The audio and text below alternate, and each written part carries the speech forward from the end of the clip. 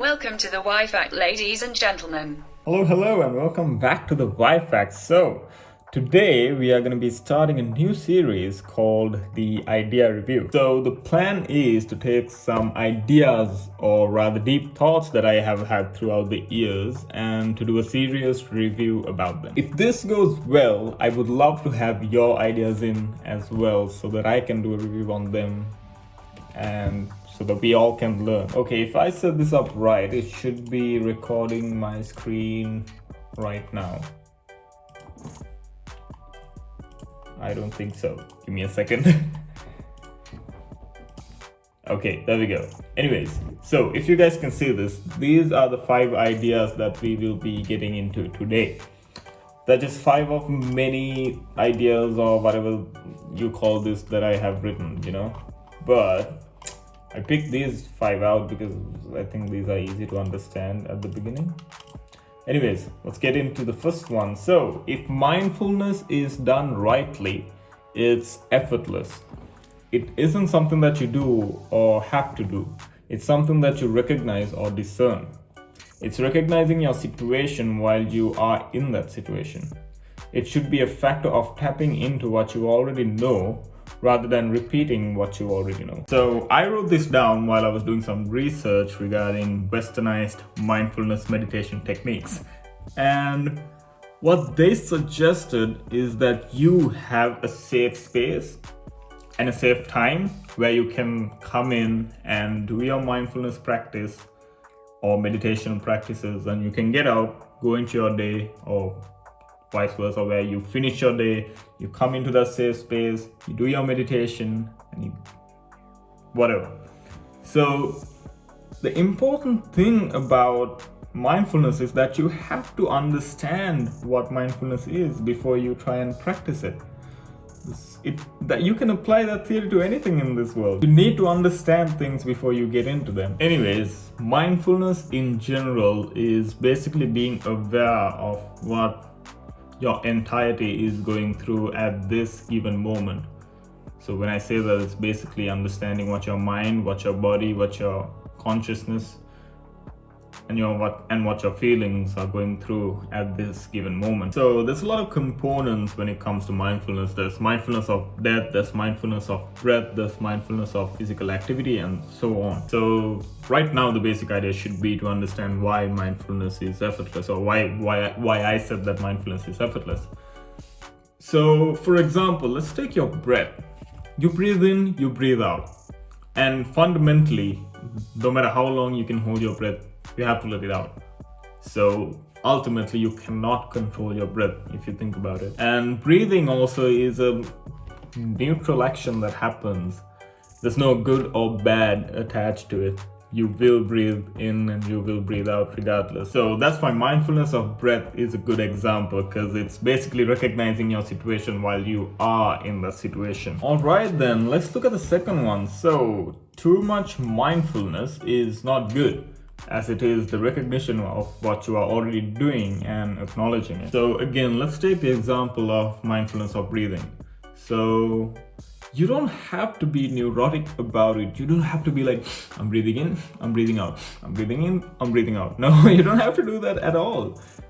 But however, at the back of your mind, you just have to have that awareness of that you are in fact breathing in and breathing out at any given moment.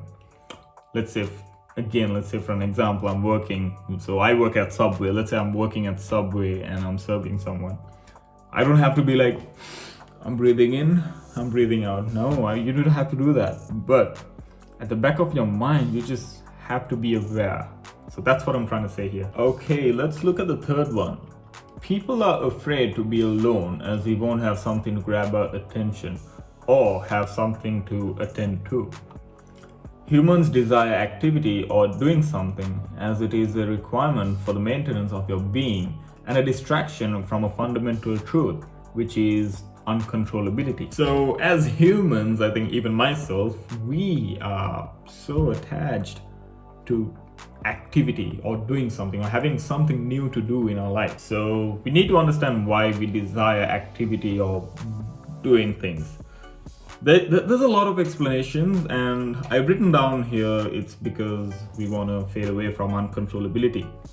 So we'll focus on that point right now. As humans, don't like to realize that we are not in control. Because actually, if you think about it, we aren't in control. The fundamental things we are never in control of.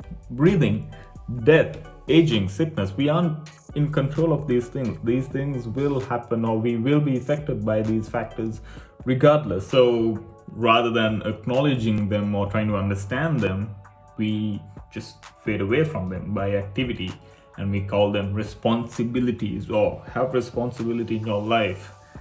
I mean, it's obviously we need to have some responsibility, but also at the meantime, try and understand these fundamental truths. And when I say that people are afraid to be alone is because, look, I went through a hard time last year with COVID when I was locked in my room doing nothing. And the fact that I wasn't getting paid to live there, most people in this country where I am right now, they were getting paid to stay at home, but still they were depressed and they were complaining. And that's a good example, It says a lot, because people weren't complaining about the money, they just wanted something to do. And when you're left alone, you actually have to face these fundamental truths which are uncontrollable, and that can be a bit scary. But it doesn't mean that just because you do something that they fade away. They don't. That's why you need to acknowledge them. All right, let's look at the fourth one. So there are many types of doing, wholesome and unwholesome, one may say. Nevertheless, breathing is a type of activity that is neutral. It isn't wholesome or unwholesome, nor good or evil. So I think I went into detail regarding breathing in one of the earlier points. So this one is much more of a fun fact. So yeah, just know that breathing is okay. There's nothing good or bad about it. All right, the final one, and this one is for you to think. We are living in the most connected time in our world, yet an unprecedented number of individuals feel lonely. So this one is for you guys. Just do a bit of research regarding loneliness, and also loneliness and being alone are two different things. A person might have a lot of friends but still might feel lonely, whereas a person living alone might be having the best time of their life. So just do a bit of research, understand what loneliness is, understand how many people are affected by it. It's pretty crazy. And let me know what you guys think about that, so we can have a discussion maybe on the comment section on Instagram. I'll put my handle right over here so you can DM me or something like that. Anyways, that's the video for today. I hope you guys enjoyed it. Thumbs up, thumbs down. You know the drill, you know what to do. Subscribe, share, do all of that. And yeah, I'll see you soon. Enjoy.